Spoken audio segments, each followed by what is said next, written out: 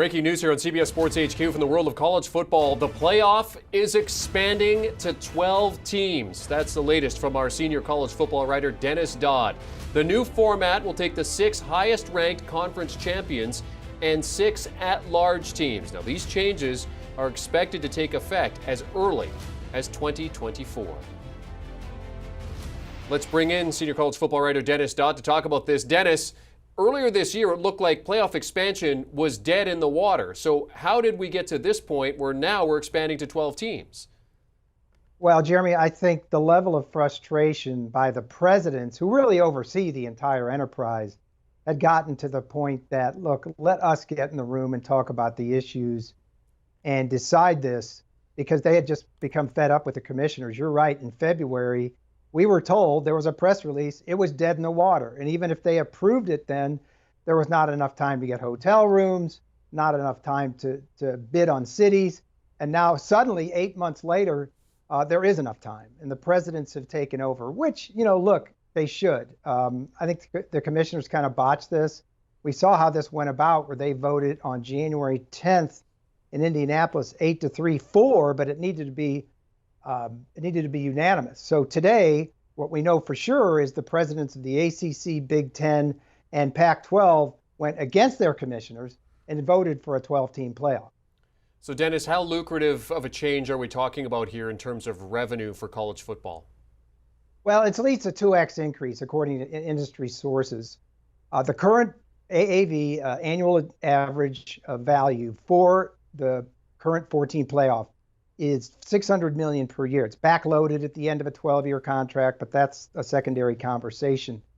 This one with 12 is worth at least $1.2 billion a year. And that may be conservative, but that's where I'm going with right now after talking to several people about how much it's worth. So now double what the old one was worth. And think about the access here, Jeremy. Instead of 3 games, you've got now 11.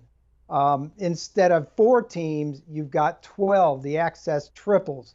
And I think that's what's all about. The next discussion to be had is what about revenue distribution in a climate, Jeremy, where obviously the Big Ten and SEC have separated themselves. Do they walk in the room next Thursday in Dallas and say, we want 50%, total 50% of the revenue?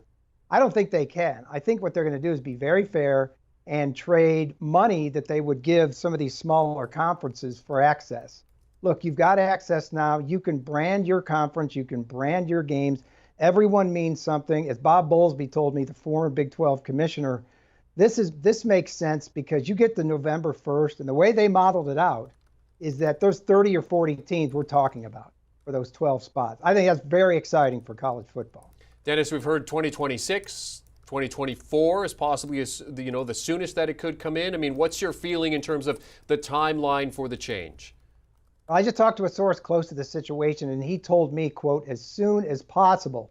Now, it may not be possible to get ready for 2024. I just told you that, look, they don't have hotels booked. They don't have cities to bid on yet. They do have 2 championship sites already in place, Atlanta, Miami, for the 25 and 26 games. Those won't change, but the significance of 24 is that for the last 2 years of the contract, then ESPN would control that expanded playoff, and then I would assume it would go to market. If they go to 26, then the 12-year term of the ESPN deal runs out after the 26-game, 25 season, and then it goes out to the highest bidders. So make no mistake, this is going to be a multi-bid, multi-network carrier of this playoff. You just saw what the Big 10 got for having, 4 or 5 partners. They got $1.2 billion or over $8 billion for a 7-year contract. That's one conference. I just told you it'd be worth $1.2 billion for the entire enterprise. I might be way low. Well, and then part of it too is that, now you've got streaming services that are coming in and certainly wanting access to those rights. So it certainly opens up in terms of the competition, trying to get a piece of that pie.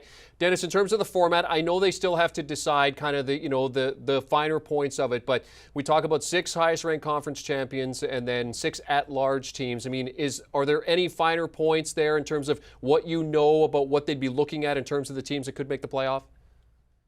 Well, if it goes through as modeled, and look, I'm just parroting what happened last June when they presented this, and it was very favorably received before it all got mucked up by those other conferences protesting.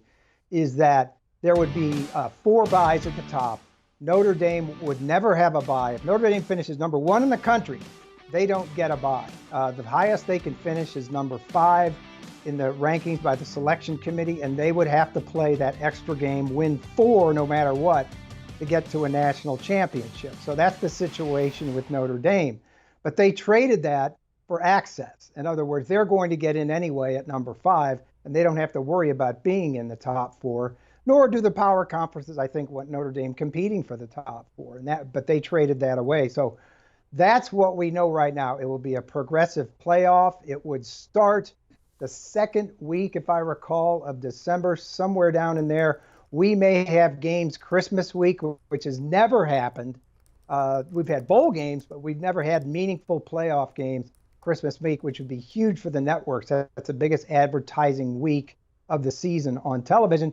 And then the championship game would be played somewhere where it is right now, maybe the 15th or after, with a bye week built in there for the teams to get ready. Senior college football writer Dennis Dodd joining us to discuss the breaking news. The college football playoff is set to expand to a dozen teams, possibly as soon as 2024. Thank you very much, Dennis, on top of it, as always, and continuing to provide us with all of the latest information. In terms of the odds to win the college football playoff for this coming season, which we are, of course, in week 1, it is Alabama, the favorites, at plus 180. Then you have Ohio State at 3-1, and Georgia, the defending national champions, at plus 425.